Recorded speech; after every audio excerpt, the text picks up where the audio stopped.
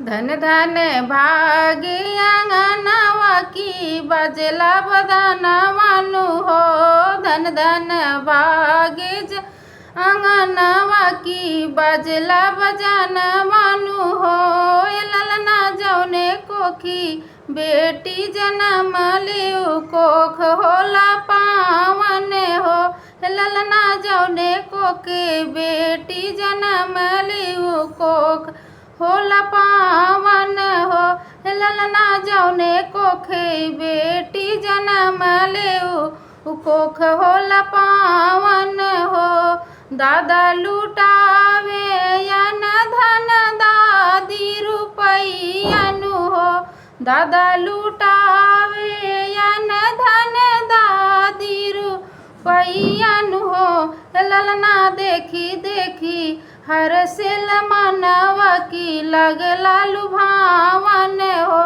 ललना देखी देखी हर सिल मनवा की लगला लुभावन हो। ललना जौने कोखी बेटी जन्म लियु कोख होला पावन हो।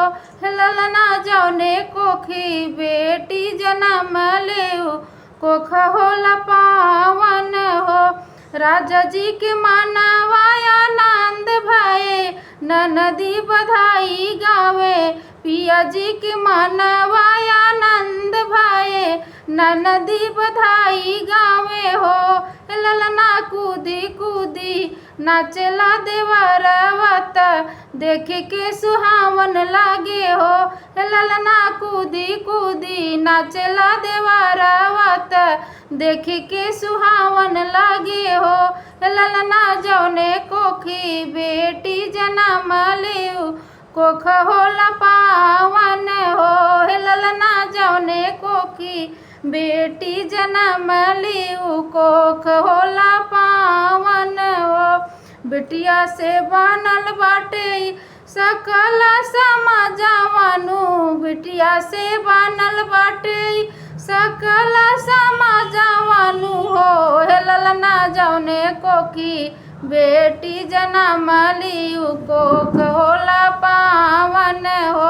ललना जौने कोखी बेटी जन्म लियु कोख होला पावन हो।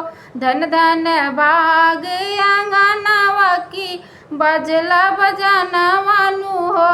धन धन भाग अंगनवा की बजला बजाना मानु हो। ललना जौने कोखी बेटी जन्म लियु कोख होला पावन हो। ललना जौने कोखी बेटी जन्म लियु कोख होला पावन।